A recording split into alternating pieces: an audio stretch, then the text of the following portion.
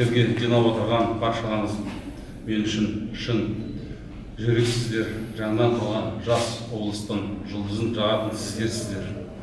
Білім жолындағы сермеген қолдарыңыз еш уақытта бос қайтпайтынына мен сенемін. Атқарылған жұмыспен жеткен жеңістеріңіз үшін алғыс білдіремін.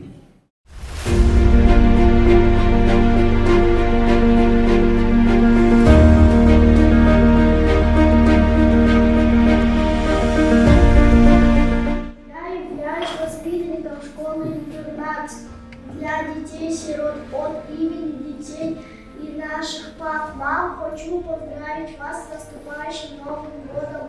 Я вам хочу подарить картину, которую делаю я один.